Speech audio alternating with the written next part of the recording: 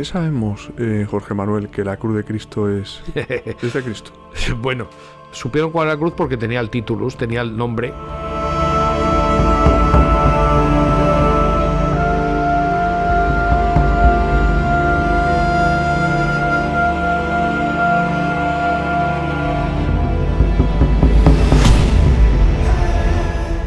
En los últimos años se han descubierto muchas cosas.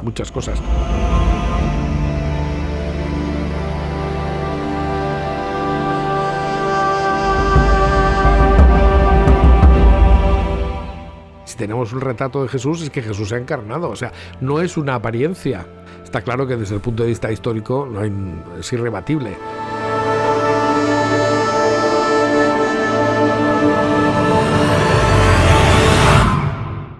Muy buenas noches, amigos de Refugio Zabala. Ya sabéis que lo prometido es deuda y tenemos con nosotros esta noche a un invitado de excepción, que es Jorge Manuel Rodríguez, presidente del Centro Español de Sindonología. Muy buenas noches. Buenas noches, encantado de volver aquí. Bueno, tú eres un libro abierto y la verdad es que es inagotable la cantidad de veces que has estado y las que vas a estar, sobre todo, a partir de ahora. Bien, yo estoy disponible. Porque además esta noche, Jorge Manuel, vamos a hablar de un tema apasionante. Yo creo que es el tema, que es el Jesús histórico. Claro. Y al hilo del Jesús histórico, yo no sabía, me acabo de enterar ahora, fuera de las cámaras, que tú tienes una reliquia de la cruz de Cristo. Bueno, sí, efectivamente. Es que ahora la gente, como no tiene una idea clara de lo que hace, pues se muere la abuelita, que tiene un montón de cosas, de trastos allí, y entonces llegan y los venden o los mandan a un anticuario o cosas así. Y entonces está ocurriendo que están apareciendo reliquias que estaban en casa de gente particular, que de repente aparecen en Almoneda, ¿no? Allí, o sea, en una cosa de venta de cosas de viejos o, en fin. Entonces, como mucho, en un anticuario. Entonces tengo un amigo que es Michael Hessemann, un historiador alemán. Pero yo creo que es más que un amigo, ¿no? Sí, es un hombre después muy de ese gesto, ¿no? Sí, entonces que, bueno, en fin, es que es benefactor nuestro del Centro Español de Sindonología. Y entonces, pues se dedica a salvar reliquias, es decir, se va por los anticuarios y cosas así, y entonces cuando ve una supuesta reliquia, la compra, la salva, ¿no? Y entonces un día me dijo, tengo una reliquia para ti. Digo, no me digas. Entonces me regaló un trocito, pero es una astilla, vamos, de las que caben 100 en un palillo, vamos, es una cosa pequeñísima. Y me dijo, se supone que es un lignum crucis, un trocito de la cruz de Cristo. Digo, oh, impresionante. Pero tú no estás de acuerdo con lo que decía Calvino, ¿no? Ah, claro. Es que, bueno, esto es una frase que ha tenido mucho éxito, pero que es un verdadero desastre, ¿no? Porque yo incluso en algún programa de televisión he visto que la gente te dice, porque si se reunieran todos los trozos de la cruz de Cristo saldría un barco. Digo, pero mentira, cochina. Porque es que eso es una opinión, pero está constatado en contra de esa opinión. Hay varios estudios. Entonces, precisamente Michael Hessemann lo que me dijo fue que él había hecho un estudio, pero hay otro de un profesor italiano, que no recuerdo, pero que en ambos casos habían llegado a la misma conclusión. A ver, del palo horizontal de la cruz, constatando que fuera igual que la que se encuentra en la iglesia, la Basílica de Santa Croce en Jerusalén, en Roma, que está supuestamente la cruz del buen ladrón, o de otra de los palos horizontales que se encontraron en el mismo sitio donde se halló la cruz de Cristo, que eso es otro tema, pues que luego podemos, si quieres, hacer referencia a él un poquito más ampliamente, pero de ahí salen 46.800 centímetros cúbicos de madera, solo del palo horizontal de la cruz, que era el que cambiaba, porque el palo vertical, que se llamaba stipes, estaba clavado en tierra, y el palo horizontal, que era el patibulum, era lo que se transportaba, ¿no? Y entonces, cuando... Pero no iba muy descaminado Calvino, entonces, no, con esa frase. Iba totalmente descaminado, porque saldrían 46.800 centímetros cúbicos, pero constatados en catedrales y tal. O sea, los trozos que están catalogados, que son superiores a 1 centímetro cúbico de madera, no llegan a 4.000. Es decir, 10 veces menos que el palo horizontal de la cruz. Entonces, podemos pensar que hay muchos trozos que se dividieron en fragmentos minúsculos y que puede haber muchísimos. Pues calculando que haya millones de fragmentos de la cruz distribuidos por todo el mundo, pues lo cierto es que por lo menos no se llega ni al 50% del palo horizontal de la cruz. O sea que de un barco, nada. O sea, es una mentira como una casa, pero bueno, él hizo un tratado que se llama sobre las reliquias, cachondeándose de los católicos y diciendo que todas las reliquias eran un fraude y tal. Entonces, bueno, que lo que es increíble es que ahora los propios católicos hayamos asumido una cosa que dice un señor que no es nada objetivo en absoluto y que además contradice la realidad. Como se asume la leyenda negra, por ejemplo. Absolutamente, ¿no? claro. Con esa incultura absoluta, ¿no? Claro. Sí. Pero bueno, ¿por qué sabemos, Jorge Manuel, que la cruz de Cristo es de Cristo? Bueno, ahí lo que esto es una cosa un poco compleja, pero bueno, se vincula a la intervención de Santa Elena. Lo que pasa es que hay que tener en cuenta que vamos a ver, es que esto necesito contarlo un poquito. En la época de Constantino, yo creo que Constantino, que no se bautizó hasta el lecho de muerte. Yo no sé si este señor está en el cielo o no. Los ortodoxos lo consideran santo, pero yo creo que es un santo cara, porque, vamos, él sabía que si se moría bautizado no necesitaba confesarse de nada, y como tenía una vida así, pues el hombre pues llevaba un cura detrás para que cuando se muriera lo bautizara y se fuera al cielo, claro. Pero yo no sé si eso vale, ¿eh? Yo no sé si eso es un poco hacer trampa. Pero lo cierto es que Constantino le interesaba apoyarse en una religión que diera unidad al imperio.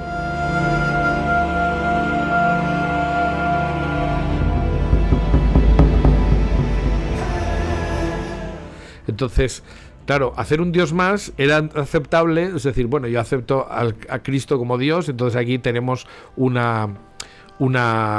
Dios más. Entonces, a todos los pueblos que formaban parte del Imperio Romano les daba igual un Dios más, excepto a los judíos y a los cristianos, porque para ellos Dios era el creador del universo y no una especie de santón raro de los que en lo que era lo que creían ellos sobre los dioses, ¿no?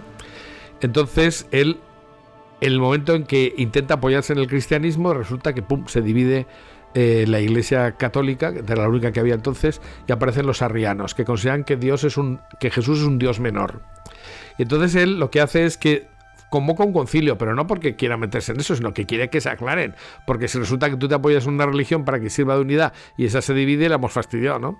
Y entonces reúne a todos los obispos. Y en esa reunión el obispo Macario de Jerusalén le dice a Constantino que deje de profanar el lugar del Calvario, del sepulcro, porque sobre el mismo sitio, ya siendo un lugar con un culto, los romanos, como han hecho todos los pueblos, colocan encima de un sitio de culto otro para sustituir el culto anterior, ¿no? Y entonces se coloca un templo a Venus en ese sitio.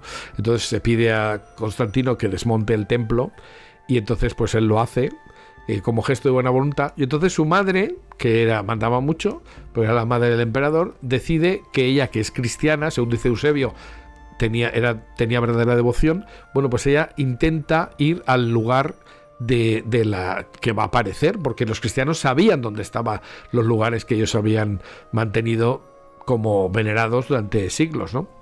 Y entonces, pues ella, Santa Elena, va, y no es que hay una versión legendaria, que es la que coge Santiago de la Vorágine, que está hecho una vorágine, como su nombre indica, de todo este asunto, ¿no? Porque mezcla cuentos, leyendas, narraciones y cosas históricas todas mezcladas. Y entonces él dice que Santa Elena pues tuvo una visión y entonces pensó dónde estaba la cruz, y entonces otros piensan que martirizaron a un judío que lo sabía y tal. Bueno, en fin, diversas teorías. Pero la que seguía precisamente Michael Hesseman, que es un estudioso de esto, pues lo que dice es que el obispo Macario pone por escrito: Elena supo cuál era la cruz de Cristo porque cerca de donde estaba el Calvario encontraron una cisterna, y en la cisterna 3 palos horizontales de cruz, pero en uno de ellos al lado estaba el Titulus Crucis, que es el INRI, lo que llamamos el INRI, que es un documento jurídico y que ponía Jesús Nazareno, rey de los judíos. Fíjate. Entonces, sabiendo cuál era, o sea, la versión legendaria es que un muerto resucitó al contacto, hay versiones legendarias, ¿no? Pero esto es bastante fiable, ¿no? O sea, supieron cuál era la cruz porque tenía el Titulus, tenía el nombre, y entonces eso es lo que da fiabilidad, ¿eh? Es decir, porque el Titulus sí que se conserva y además es de la época. Y está en la iglesia de Santa Croce en Jerusalén. Ya te digo, si eso otro día quieres, hablamos largo y tendido, porque es un tema muy interesante, claro. Sí. Pero fíjate, Jorge Manuel, a mí me interesa mucho como abordar la figura del Jesús histórico. Nosotros, evidentemente, creemos que Jesús, aparte de hombre, es Dios, ¿eh? Pero hay muchas personas que lo contemplan como un personaje histórico, ¿no? Claro. Y al mismo tiempo existen unas evidencias que demuestran que Jesús efectivamente es un personaje histórico y que muchos de los pasajes del Evangelio se pueden sustentar en hallazgos científicos arqueológicos. Claro, sin duda, sin duda. Por ejemplo. O sea, déjame decir una cosa brevemente, porque claro, es que parece que dices, es que ahora estamos instalados en la sospecha, ¿no? O sea, en el último siglo todo es discutible y no, aquí nadie ha sabido nada. A mí me hace mucha gracia encontrarme un chaval de 20 años que cree que él ha descubierto que la iglesia es un fraude y que todo es y Jesús es un invento de los curas y cosas así. Me hace mucha gracia. Me dice, sí, claro, tú, antes de que tú nacieras, nadie había pensado eso, ni nadie se había planteado si Jesús era un personaje histórico, ni nada de nada. Entonces, dices, hombre, en fin, un poquito de menos adanismo, ¿no? Yo soy Adán y aquí a partir de mí empieza la realidad histórica, ¿no? Bueno, o sea, hay más gente que ha pensado, ¿no? Antes que tú.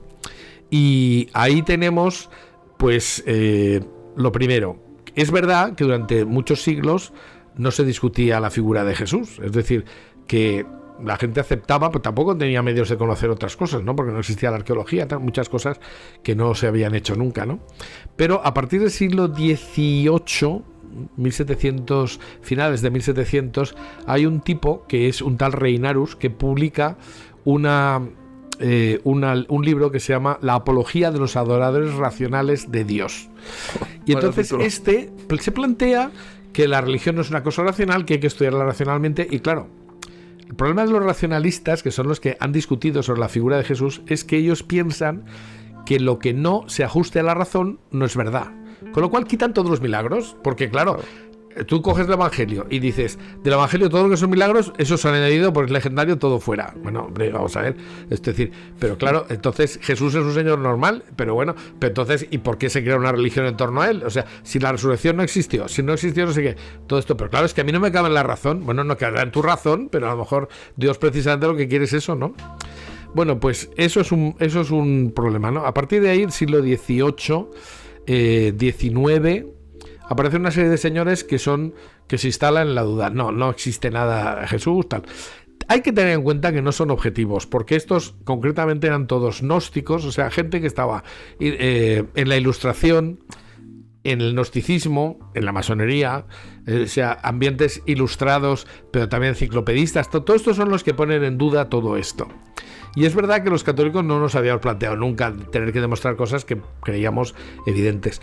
Nos han hecho un gran favor, porque la Iglesia Católica ha reaccionado en el último siglo, pues, bueno, ya casi 2 siglos, haciendo estudios. Y hay mucha gente. Ha habido gente que se ha contaminado de los que dudaban de todo y han dudado también, pero también se han ido conociendo una serie de cosas que pueden fundamentar muy bien nuestra fe.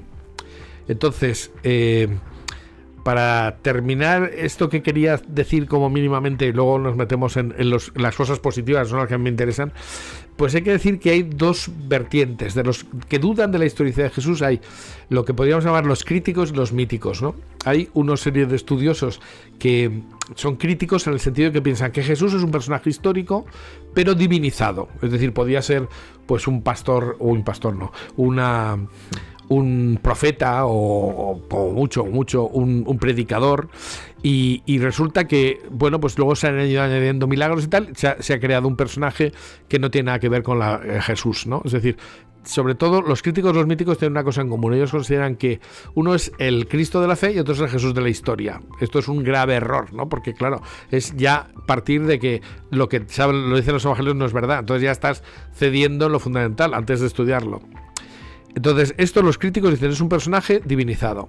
Y hay otros, los míticos, que dicen no, es un mito personalizado. Es decir, ahí están pues Pullman y compañía, que son los que te dicen que todos los hechos que citan los evangelios realmente son míticos, que llegan algunos a decir que, bueno, pues o sea, que en realidad es el mito de Osiris y tal, el que está contado como atribuido a un personaje que es Jesús de Nazaret. Entonces, para los míticos, eso, es decir, hay una serie de mitos anteriores que a veces dicen es la renovación de la primavera, tal y cual, no sé qué, entonces se produce la muerte y resurrección, como en los ciclos de la naturaleza se produce la muerte y resurrección de la vida. Uf.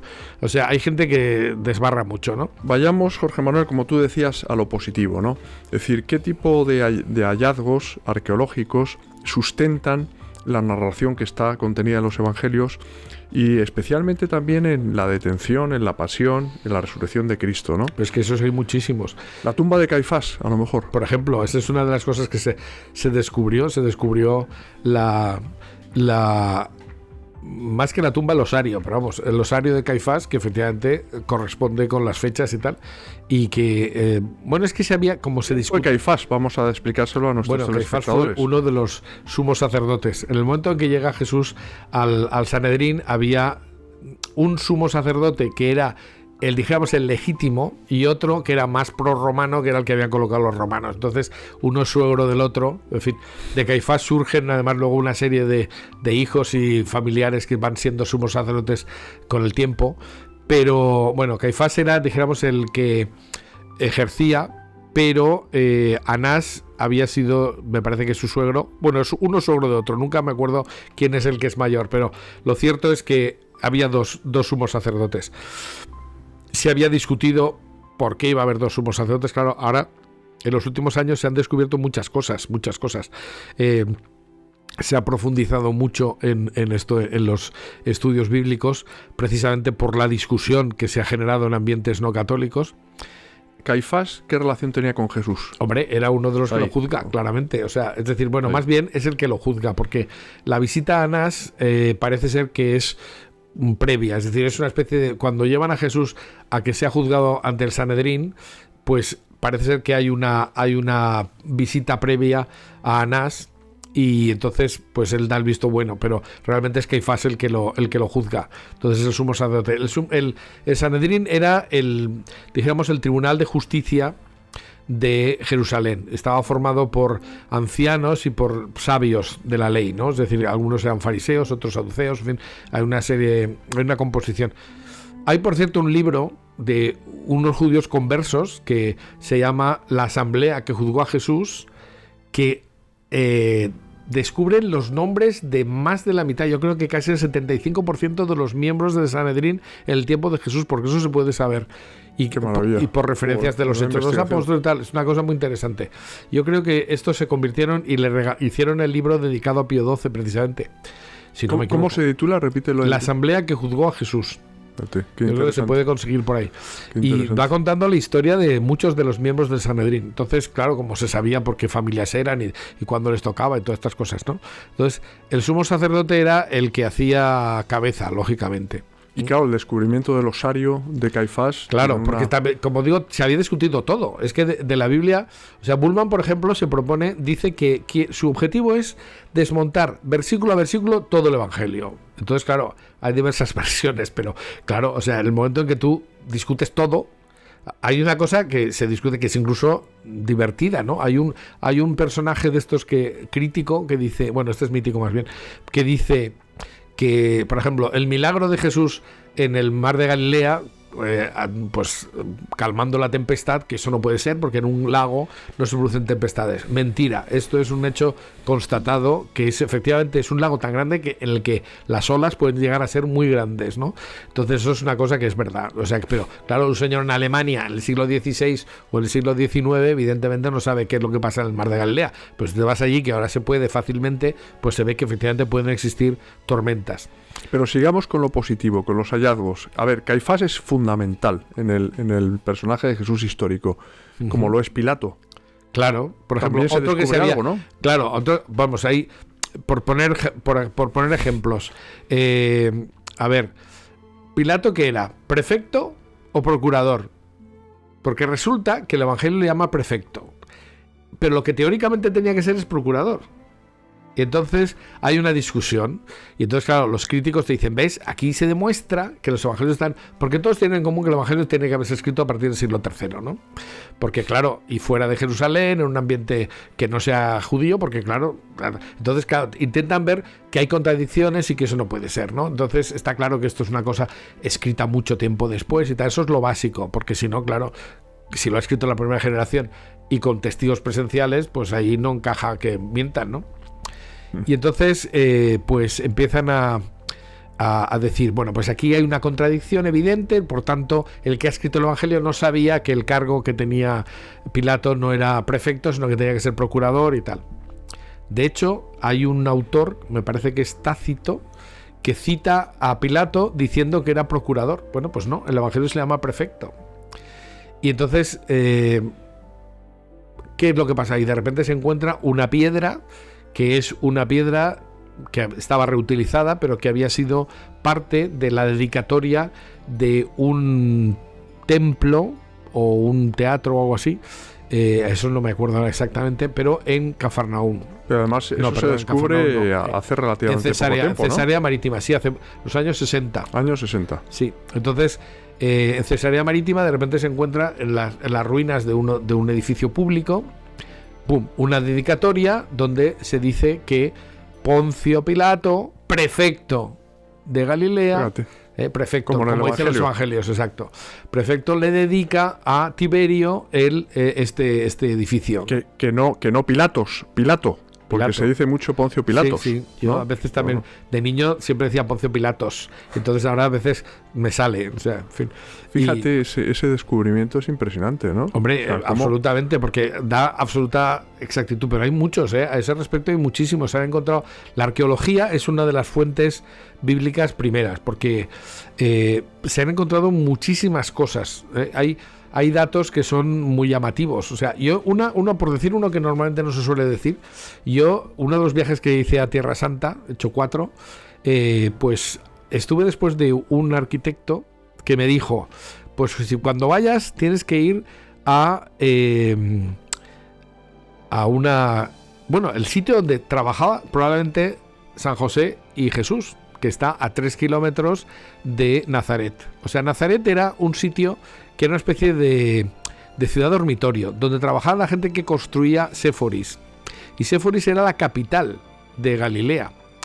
Y Séforis se construyó entre el siglo IV, entre el año 4 después de Cristo y el año 29 después de Cristo. Esto es curioso porque coincide exactamente con la vida privada, no pública, de Jesús. Es decir, muy probablemente, eso explica muchas cosas. O sea, hay una cosa que me gusta decir, que es que Jesús no era carpintero, no era el hijo del carpintero. Eso es una malísima traducción que se le debe a San Justino, que es un mártir que en todo lo demás sería pues muy majo y todo lo que tú quieras, pero dijo pues que se traduzca tectón por carpintero, pero es que no es lo mismo. Tectón era de donde viene la palabra arquitectón, que arquitectón es el jefe de los tectones y tectón es constructor, es algo así como maestro de obras.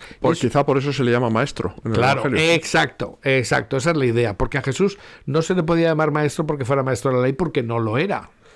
Pero los tectones tenían una serie de privilegios. O sea, está constatado, por ejemplo, que cuando pasaban los maestros de la ley, los maestros de arquitectura, o sea, los tectones no tenían que ponerse de pie, todos los demás sí, por respeto. Pero es que en Oriente, un señor que se dedicara a construir era un señor que era considerado, en fin, importante, ¿no? Y bueno, es decir, casi... Bueno, es que podía decir muchas cosas. Por ejemplo, Flavio Josefo dice que el templo se construyó... Flavio Josefo tiende a exagerar. ¿Quién era Flavio Josefo? Para las personas ahora te que lo digo porque voy a hablar de él otra vez. No le conocen. Pero Flavio Josefo, te lo digo, era un militar que estuvo luchando contra los romanos, pero hubo un momento que él se cambió de bando, ¿no? Porque pensó que realmente el Mesías tenía que ser uno de los Flavios, es decir, de los emperadores, porque él se llamaba Josefo, pero se puso Flavio en honor al emperador, ¿no? Y entonces, un poco pelota el hombre, pero cambió de bando y entonces se dedicó a apoyar esto evidentemente lo que hay que hacer es asumir la romanidad y tal. Bueno, pues no sé qué iba a decir antes de Flavio Josefo, me he ido por la tangente, pero bueno. Flavio Josefo, que es el historiador realmente. Sí. Entonces, eso lo importante de Flavio Josefo, Jesús. Claro, porque él vive, o sea, él nace el año 37, me parece, o sea, inmediatamente después de la muerte de Cristo, y y me parece que vive hasta el 101 por ahí, el año después de Cristo. O sea, es un historiador que está hablando casi en primera persona y que él ha conocido a cristianos. Y Flavio Josefo da uno de los testimonios, el testimonio flaviano más interesante. O sea, él cita varias veces en las antigüedades judías, habla de ya sé lo que iba a decir. Déjame que cierre el paréntesis porque si no, no haré otra cosa más que pensar en eso. Pues el Flavio Josefo dice que para construir el templo se necesitaban 100 sacerdotes que fueran tectones, o sea, constructores. O sea, había una relación entre el carácter sagrado y la construcción, ¿eh? Entonces, eso pasa en Babilonia, pasa en una serie de pueblos que se considera siempre como algo muy importante. Pero, aunque no fueran 100, pero lo que está claro es que eso es una fuente, porque él habla de las antigüedades judías y tiene muchísimas referencias de la arqueología, de tal. Pero sobre todo cuando habla del testimonio flaviano, que ahora vuelvo a lo que estaba diciendo, el testimonio flaviano se ha discutido porque tiene varias interpolaciones, eso es verdad. Es decir, imagínate tú que un señor que es judío de repente dice, vivió un tal Jesús que fue un hombre, entonces dice, si se puede decir que fuera un hombre, vamos a ver, eso no lo diría un judío en la vida, ¿no? O sea, porque un judío no puede decir que sea Dios un hombre, o sea, eso si no se ha hecho cristiano no lo puede decir. O dice, murió tal, es que algo, y pensamos que resucitó algo así. No, o sea, hay varias interpolaciones clarísimas, pero hemos tenido mucha suerte porque hemos encontrado una versión del texto que no viene por Occidente, sino que viene por la vía musulmana. Y entonces es un texto que no tiene esas interpolaciones. Y aún así da muchísima información sobre Jesús. Y entonces, claro, Flavio Josefo pues nos está hablando de lo que pasó en el tiempo de Jesús, pero también incluso de los discípulos de Jesús, y lo reconoce que murió bajo Poncio Pilato, que tal, o sea, una serie de cosas que son suficientes como para decir que es un personaje histórico. Y Flavio Josefo no tiene por qué mentir. Y una vez eliminadas las posibles interpolaciones que han hecho que se discutiera, no, esto es un texto cristiano y tal, pues eso no es verdad, ¿no? O sea, eso se ha quedado. Otra cosa que ayuda mucho, por ejemplo, es que y hay un autor que dice, gracias a que los judíos no se convirtieron, nosotros podemos asegurar que el Antiguo Testamento no está manipulado, porque ellos lo han conservado tal cual. Entonces es verdad, porque claro, o sea, la Iglesia Católica mantiene el Antiguo Testamento tal como lo tienen los judíos, o sea, ahí no ha habido ninguna manipulación, ¿no? Y eso es un dato de credibilidad enorme, porque claro, o sea, nosotros no hemos modificado nada. Y a ese respecto, pues decíamos, la arqueología es una fuente de conocimiento sobre la historicidad de Jesús enorme, ¿no? Como dice Vittorio Messori, dice, tú no harías un cuadro falso y le pondrías un marco auténtico, ¿no? Porque dice el marco, o sea, todo lo que es la geografía. Cuando se dice subimos a Jerusalén, es que Jerusalén siempre está en subida, porque está en un monte. Entonces, necesariamente, o sea, hay cosas así tan curiosas que coinciden, ¿no? Ese gran libro suyo, ¿no? Hipótesis sobre Jesús, ¿no? Ese es un libro que a mí me parece fundamental, porque no es teólogo. O sea, Vittorio Messori tiene una cosa muy buena, que es muy accesible a todo el mundo, porque él es un converso que intenta fundamentar su fe, y entonces lo hace con la razón. Él es licenciado, sí, creo que sigue viviendo todavía, aunque tendrá muchos años. Sí. Es licenciado en ciencias políticas, o sea, no es, aunque ha ejercido de periodista mucho tiempo, pero es una persona que intenta razonar con la fe. A mí me parece el ejemplo de lo que habría que hacer, ¿no? Un gran vaticanista, vamos. Claro. Además es que escribió el libro sobre el cojo de Calanda, el milagro, claro, de Calanda. Fantástico, pues, sí. Eso es, además empieza muy bien porque dice los enciclopedistas, o sea, los ilustrados decían, bueno, hay muchas muletas en los santuarios marianos y tal, pero no hay ninguna pierna ortopédica, como diciendo, bueno, gente que más o menos tenía un dolor de cadera que se ha curado, pues sí, eso es un milagro, pero no hay nadie que le hace de una pierna. Y dice, pues ignoraban que efectivamente hubo alguien que le salió una pierna. Entonces cuenta el milagro del cojo de Calanda, que es espectacular, ¿no? Y además tiene 3 constataciones, una del notario, otra del alcalde y otra de la Inquisición, que constató haber... Bueno, habría que decir que este hombre perdió una pierna que fue enterrada, ¿verdad? Claro. Y que luego esa pierna se le trasplantó milagrosamente, ¿no? Y fueron allí, que donde estaba enterrada... Donde estaba enterrada no estaba. No y tenía una marca de nacimiento. O sea, es que ya... Eso es un caso que es absolutamente espectacular. Que bueno, pero pido disculpas por desviar la conversación, pero que es una obra de grande, pues eso, ¿no? De Vittorio Vittorio Messori Messori. pone muchísimos ejemplos de cosas así. Hay por ejemplo, hay una cosa que ha constatado la arqueología, y para que veas cómo lo tratan los que dudan de todo, ¿no? Entonces dice junto a la puerta de San Esteban, actual puerta de San Esteban, dice junto a la puerta tal, no sé cómo la llaman, no recuerdo ahora, en el Nuevo Testamento, sí, dice existía la puerta, junto a esta puerta existía la piscina probática, que es una piscina de 5 pórticos. Y entonces llega uno de los que discute el Evangelio y dice, esto está clarísimo que es una cosa simbólica. Porque claro, hay un señor allí que no se puede meter en la piscina. Los judíos pensaban que si cuando se removía el agua te metías en la piscina te curabas, ¿no? Y entonces decían, porque pensaban que era un ángel que estaba removiendo el agua y tal. Y entonces, claro, Jesús pasa por allí y hay un paralítico que dice, es que no tengo quien me meta en el agua, entonces claro, no voy a curar en la vida, ¿no? Entonces Jesús le dice, pues lo cura. Y entonces dice este señor, esto es claramente un símbolo, porque 5 pórticos, nadie haría una piscina pentagonal, qué absurdo, eso se refiere al Pentateuco, es decir, nadie hay que me meta en la ley. Y entonces Jesús dice, yo estoy por encima de la ley y te curo. O sea, entonces hace una interpretación, pues, absolutamente alucinante, ¿no? Es decir, bueno, pues eso es por mis pistolas, esto es así. Y dicen, bueno, pues tendrá usted que demostrar qué tal. Entonces, ¿qué hicieron los judíos en los años 60? Cogieron la picoleta, empezaron a picar y encontraron una piscina con 5 pórticos. Era un rectángulo y un pórtico por medio. O sea, no era pentagonal. Era efectivamente 1, 2, 3, 4 lados y un pórtico que cruzaba por la mitad. Pues ahí está. Entonces dice Vittorio Messori con mucha gracia, dice la piscina probática pasó de los sesudos tratados de los supuestos teólogos a los libros de guías de los turistas. Porque, claro, o sea, se rebajó muchísimo. La piscina de Bethesda, ¿no? Sí, también sí, o probática, sí. Probática. Y entonces, bueno, pues eso es, por ejemplo, ¿no? O sea, o que te digan, bueno, no sabemos nada de una serie de cosas y luego van saliendo todos los datos, ¿no? Jorge Manuel, ¿qué hallazgos destacarías tú que te parecen más importantes a lo largo de la historia, arqueológicos, que confirman, ¿no?, la existencia del Jesús? Bueno, claro, el número 1 ex aequo es la sábana santa, es decir, porque ahí tenemos una imagen que tiene todos los visos de ser de Jesús de Nazaret. O sea, vamos a ver, si tenemos el retrato, la fotografía del sujeto, pues hombre, más que eso está claro, ¿no? De hecho, en los primeros siglos del cristianismo, pues hay una época oscura, no se habla de la sábana santa, porque lógicamente eso era culturalmente inaceptable que se venera una imagen, por eso los judíos les ponía, en fin, ponía muy nervioso esto. Pero en el sitio donde se guardaba la imagen de la sábana santa, enseñando solamente el rostro, aparece una escuela teológica muy importante sobre la encarnación.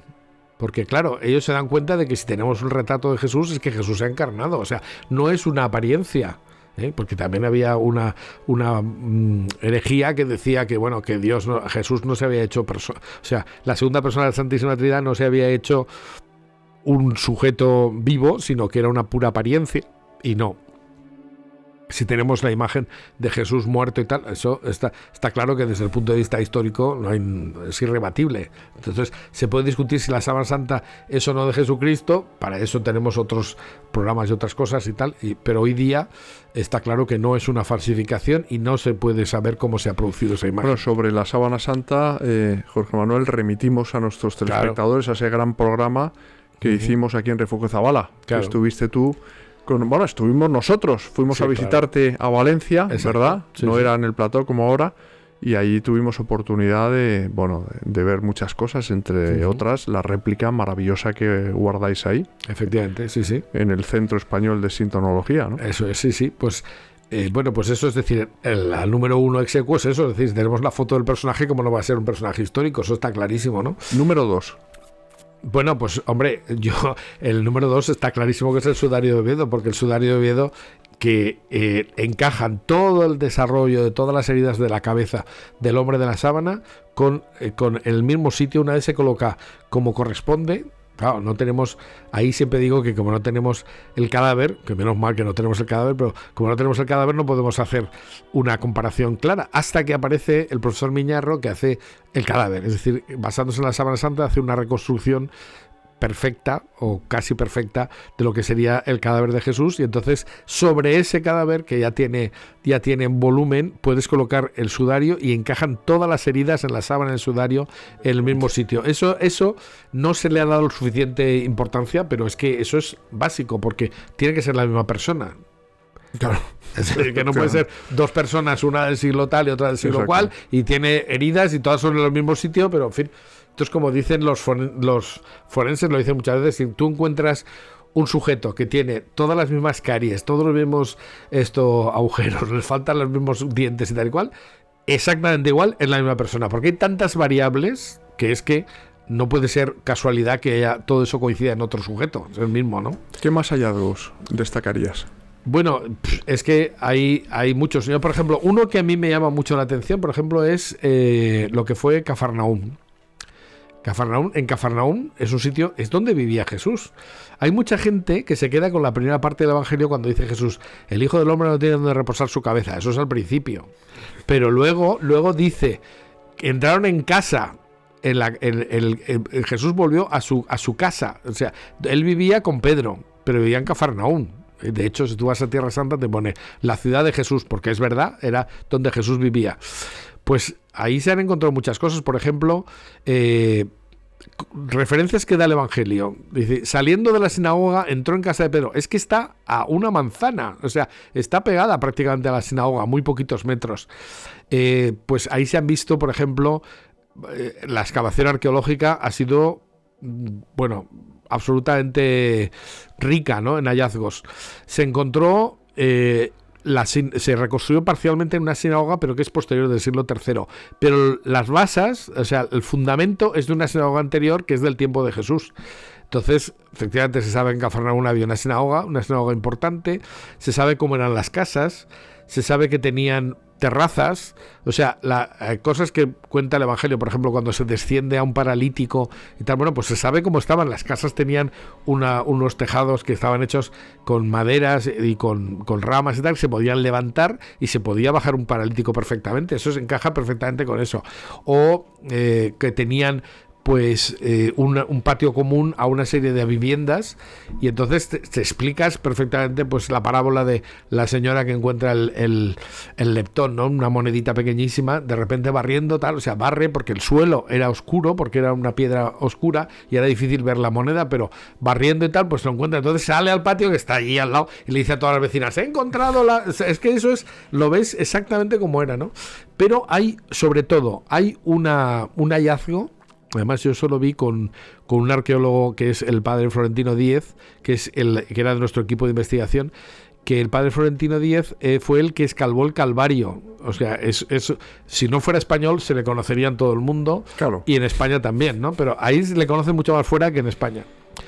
Y él ha clavado el Calvario, que está donde tiene que estar. Esa es otra cosa. O sea, ha encontrado hasta el pozo del templo de Venus, que se construyó encima del Calvario del Sepulcro. O sea, es decir, que el sitio está perfectamente determinado, ¿no? Es decir, el Calvario está donde está y el sepulcro, por tanto, donde está. Pero pues el padre Florentino Díez nos llevó a ver la casa de San Pedro en Cafarnaúm, y dice, no hay ninguna duda de que esto sea. Dice, porque hay una casa, se ve el trazado de una habitación concreta, porque las casas eran de una habitación, no poco más, una habitación concreta, que después se ha construido un octógono encima, que primero de eso hay una ampliación, que es de la época paleocristiana, es decir, por tanto, estamos hablando de que se amplió en el siglo I-II. Después se construyó encima siempre de la misma habitación un templo octogonal, que es ya bizantino, indica la existencia de una reliquia, sin ninguna duda. Y después, pues esto, en fin, ahora se ha construido una iglesia moderna que está en el aire para que se vea el centro, que es precisamente siempre en la misma habitación. O sea, así como todos los otros contornos de las casas han ido desapareciendo, hay una habitación que está marcada siempre como el lugar importante, ¿no? Pues es casi seguro que esa es la casa de Jesús. Y además, muy próxima en el tiempo a esto. Es decir, el padre Florentino nos decía, cuando tienes un hallazgo arqueológico, que es la época de los cruzados, pues tienes un 50% de probabilidades de que sea el sitio. Cuando es la época de los bizantinos, tienes un 75%. Cuando es la época paleocristiana, tienes casi total seguridad de que es el sitio, ¿no? Bueno, pues tienes que ir a Tierra Santa no pensando que vas a ver los mismos lugares, porque primero todo ha sido transformado muchísimo. Segundo, hay algunas iglesias que conmemoran el hecho, pero no tiene que ser el mismo sitio.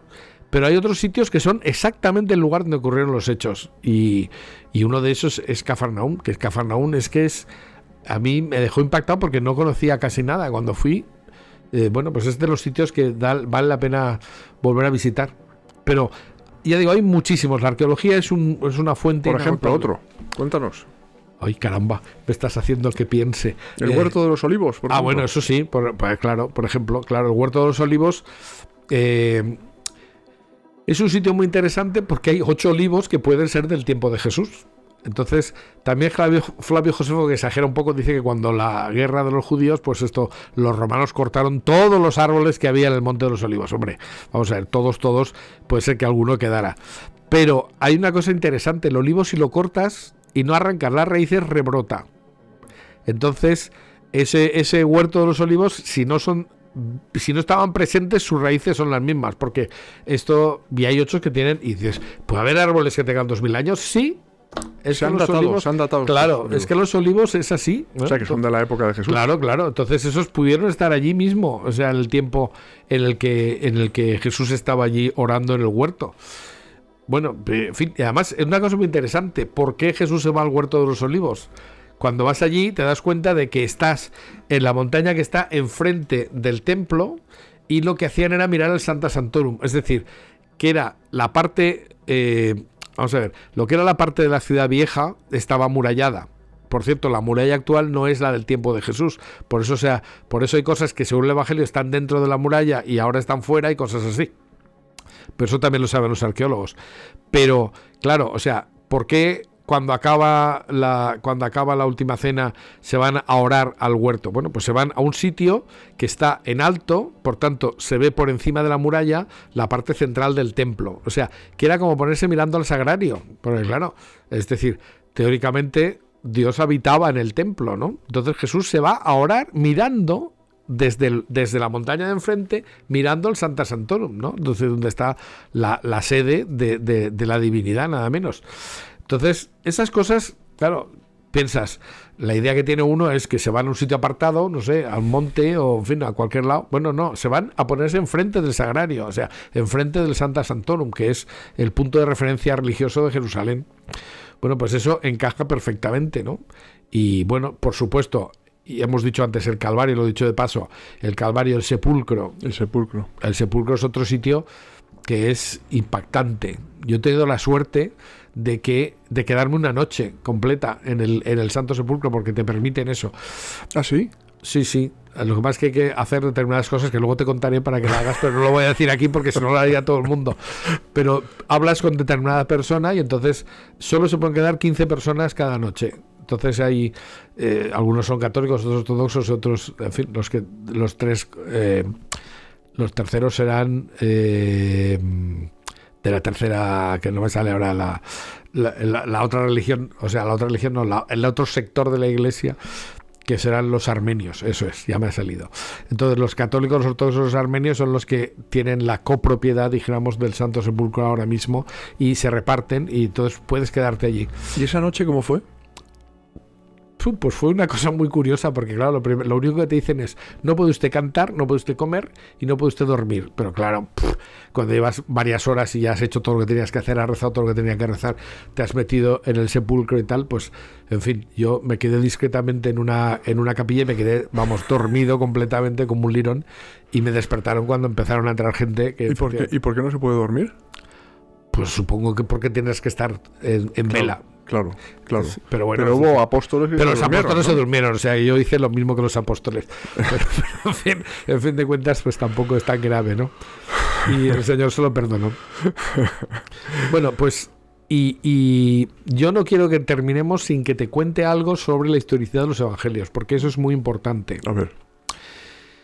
A ver, y es que hay varias... Primero, hay tres objeciones que se hacen habitualmente. Bueno, los evangelios. ¿Y por qué sabemos que los evangelios son...? Porque claro, la fuente primordial de conocimiento de Jesús son los evangelios. Entonces, claro, si los evangelios son un invento, pues como dicen estos, y además está escrito muy después, pues no tendrían ninguna validez. ¿Cómo sabemos de Jesús si la fuente principal la dudamos de ella, ¿no? Dudamos de ella. Pues, bueno, primero, hay evangelios que no son canónicos. ¿Por qué? Eso está perfectamente estudiado. Es decir, la Iglesia le da a los 4 evangelios que nosotros conocemos la credibilidad que tienen porque son, primero por su autoridad. Todos vienen o bien de discípulos como Juan o como Mateo, o bien de discípulos de los discípulos, que son Marcos, que es el que recoge, es el primero que escribe y es el que recoge el testimonio oral que da en Roma San Pedro, porque San Marcos se va con Pedro a Roma y le hace de traductor-intérprete, y también escribe el Evangelio, es el primer Evangelio que se escribe. Y luego, pues Lucas, que es el que Pablo dice que es su médico, ¿no? Entonces, es decir, que estamos hablando de gente que habla en primera persona casi, ¿no? Tampoco pasaría nada si hubiera sido la segunda generación, pero es que no es, o sea, vamos a ver, tampoco vamos a decir que Juan se pusiera a escribir él en persona, que a lo mejor sí, pero si lo hace alguien adictado de él, a mí me da lo mismo, es San Juan lo mismo, ¿no? Y San Juan, por ejemplo, que es el último que escribe, que hoy día ya se piensa que no más allá del año 90 escribe su evangelio, pues lo que él está haciendo es recoger cosas que conoce de primera mano, ¿no? Entonces, bien, y además da datos, el autor de ese evangelio da datos que solo puede saber San Juan. Él no se cita en todo el evangelio y siempre habla del discípulo amado. Entonces hay una discusión. ¿Quién es el discípulo amado? Bueno, pues por relación a los otros evangelios puedes decir que el que no se cita es el autor. Entonces, como una especie de prurito. Curiosamente, los evangelios apócrifos todos dicen, yo que soy futanito de cuál. O sea, eso huele a que hay alguien que quiere darse una importancia que no tiene, ¿eh? Nosotros sabemos quiénes son los autores de los 4 evangelios porque en el siglo II, me parece que es Papías, bueno, es un padre de la Iglesia, dice quién escribió cada evangelio, pero en los evangelios no se dice. Entonces, curioso, todos los otros sí que quieren decir, no, yo soy Pedro, yo soy tal, eso suena rarito. Luego, apócrifos, pues hay que tener en cuenta que sí, hombre, si tú estás discutiendo si hay interpolaciones en los evangelios canónicos, que tienen muchísima credibilidad, y sin embargo admites textos de los que tenemos la versión más antigua del siglo XVIII, que además son muy tardíos, que eso sí que pueden haber pasado. Puede que los apócrifos tengan datos históricos, pero no lo sabemos. Porque ahí no tenemos ninguna credibilidad. O sea, no es que no tengamos credibilidad, es que no tenemos seguridad. Eso es lo que podríamos decir. Exacto. Entonces, y luego, especialmente, hay que tener cuidado porque ya en el siglo II hay autores, padres de la Iglesia, que dicen, ojo, porque hay quien está escribiendo unos evangelios que no son auténticos. O sea, ya hay quien intenta falsificar la historia de Jesús. Y especialmente los gnósticos, que son una especie de grupo anticristiano que nos ha perseguido desde antes de Cristo, ¿no? Entonces, los gnósticos, por ejemplo, son incompatibles con el cristianismo porque ellos piensan que lo que te salva es la sabiduría y no el amor. Entonces, seremos juzgados en el amor, no por la sabiduría, ¿no?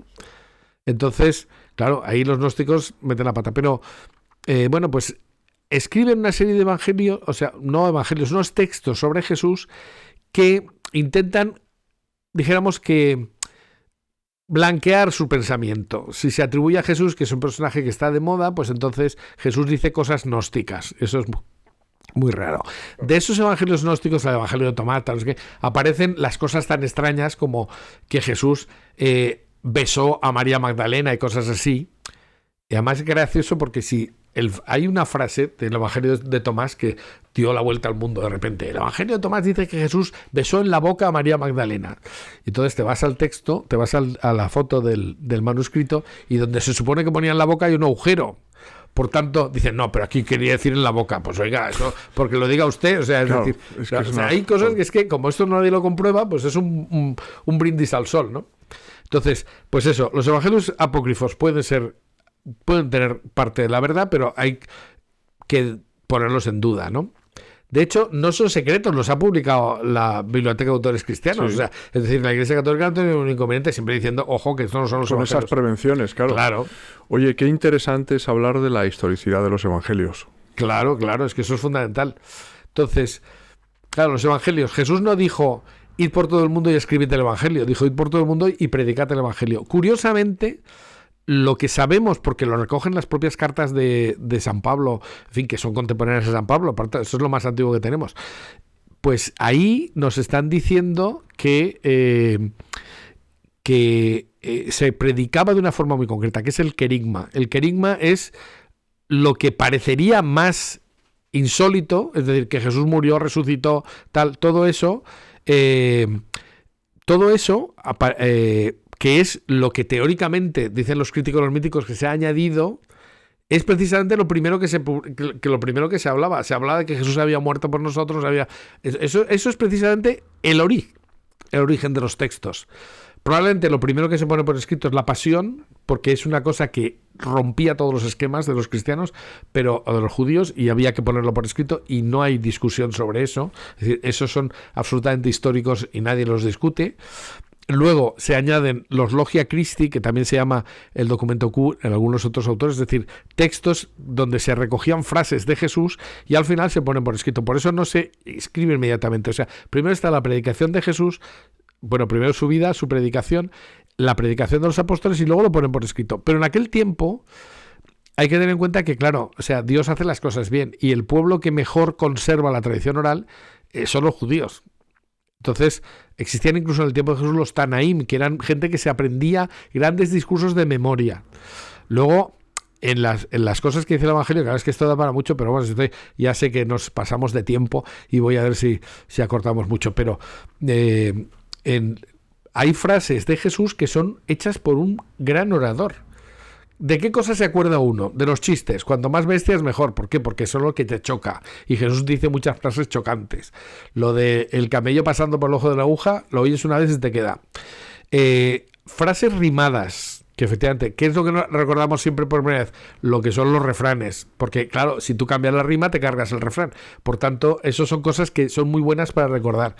Y además, pues paralelismos. Habéis oído decir que se os dijo, pero yo digo. O sea, todo eso es una forma muy fácil de recordar cosas. En fin, y algunos otros recursos de buen orador. Entonces, eso hace que sea fácil de recordar el texto. Y bueno, pues luego esto habla mucho Vittorio Messori en Padecía bajo Poncio Pilato también, que es otro gran libro de él, que realmente en algunas ocasiones los evangelistas retan.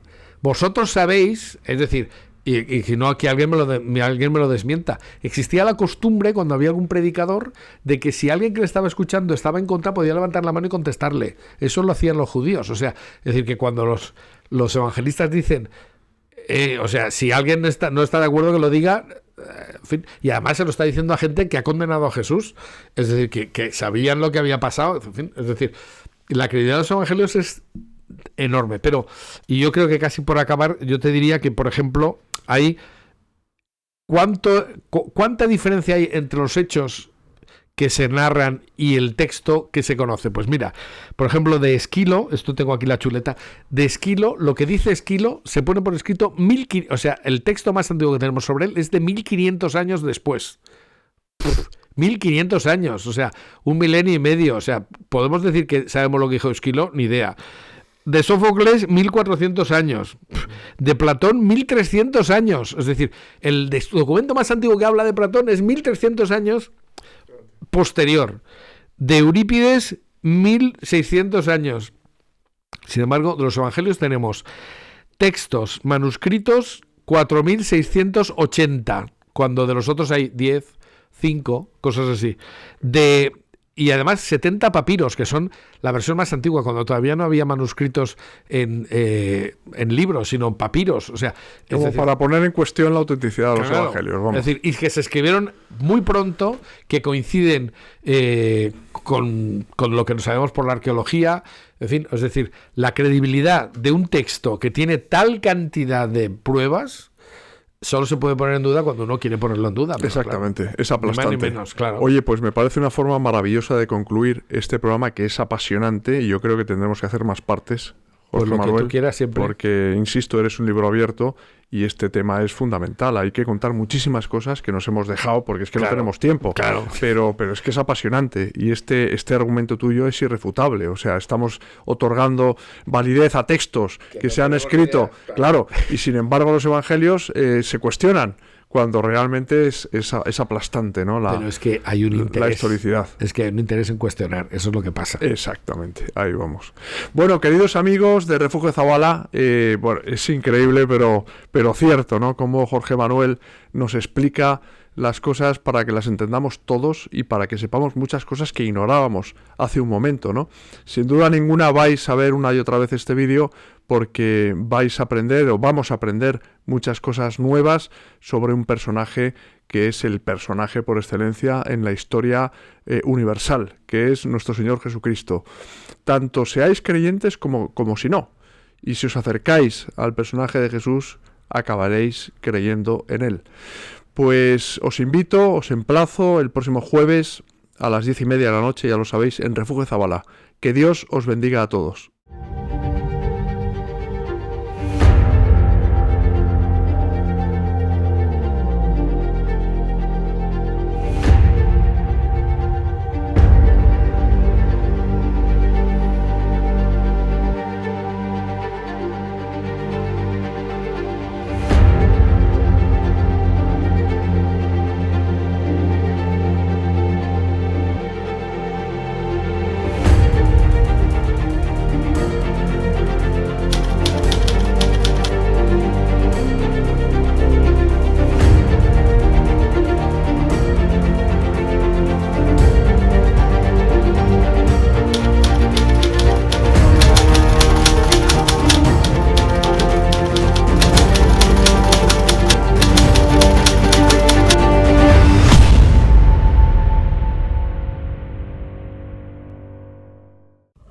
Suscríbete gratis a este canal y activa ya la campanita para disfrutar de todo el contenido de Refugio Zabala.